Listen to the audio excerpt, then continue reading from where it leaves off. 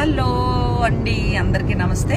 మీ Padma vlogs స్వాగతం చెప్తూ, పద్మ గారు రింగ్ రోడ్ పైన ఉంది. అదే చెప్పాను కదా నిన్న, ఇలాగా యాదగిరి లక్ష్మీ నరసింహస్వామి దేవాలయానికి వెళ్తాను, చిన్న ఫంక్షన్ ఒకటి ఉంది అని.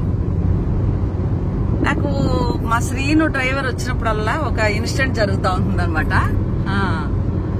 నా కార్కి ప్రాబ్లం ఏదో ఒకటి చెప్తారు. ఏపీ తెలంగాణ బోర్డర్ పట్టేసుకుని పోలీసులు ఇక్కడ టోల్ గేట్ దగ్గర ఆపేసి కరెక్ట్ గా రింగ్ ఎక్కుతా ఉంటే టోల్ ప్లాజా దగ్గర ఆపేసి గ్లాసుల కంట డార్క్ గా గ్లాస్ వేసేసామంట. ఏంటి డార్క్నెస్ అంటే మనకు వేడి తగలకుండా ఉంటుందనేసి వైట్ గ్లాస్ కొద్దిగా డార్క్నెస్ ఇచ్చిన పేపర్ ఏదో ఫస్ట్ లో చిన్న కుర్రోడు వచ్చేవాడు డ్రైవర్, నేను కారు కొన్నప్పుడు. వాడు అన్ని దీనికి ఇంచక్క అన్ని బాగా చూసుకున్నాడు అనమాట.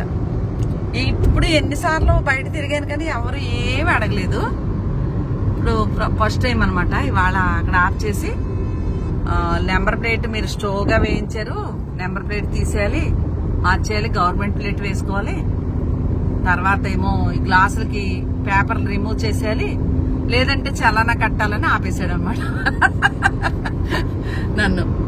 అయ్యో సారు అర్జెంటుగా వచ్చేస్తున్నాం, మాకు తెలియదు కదా, ఇదేంటి ఎన్నోసార్లు నేను హైదరాబాద్ వచ్చాను ఇప్పటి వరకు ఎప్పుడు జరగలేదంటే, ఈ సిస్టమ్ వచ్చి 15 days అయ్యింది, అందువల్ల మీరు పక్కకి పెట్టుకుని గ్లాసులు పీకేయండి అని తనే దగ్గరుండి ఓ గ్లాస్ కి డోర్ది పేపర్ లాగేసి పంపేశాడు మమ్మల్ని. ఇది అందుకే ఈ విషయం ఎందుకు చెప్తానంటే, ఒకవేళ ఎవరైనా ఈ గ్లాస్ కి అలా వేయించుకునింటే, తెలంగాణ బార్డర్ అంటే మన ఏపీలో మనకు లేదు ఆ ప్రాబ్లం.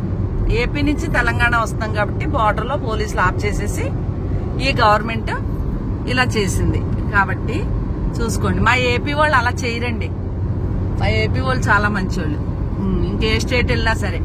ఈ శ్రీను డ్రైవింగ్ వచ్చినప్పుడు ఎప్పుడు ఎలా ఉంటుందంటే, అప్పుడు తమిళనాడు వెళ్ళినప్పుడు అంతే, తమిళనాడు కాదు అంతే తమిళనాడు కంచి వెళ్ళినప్పుడు అప్పుడు కూడా తెల్లవారుజామున ఆపేసి పొల్యూషన్ లేదు చలానా కట్టని బండి పక్కకి తీయమన్నాడు.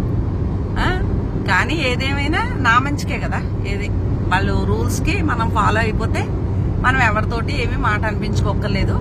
ఒక్కొక్కసారి ఒక్కొక్క పాఠం అంటే తెలియని విషయం తెలుసుకుంటున్నాను.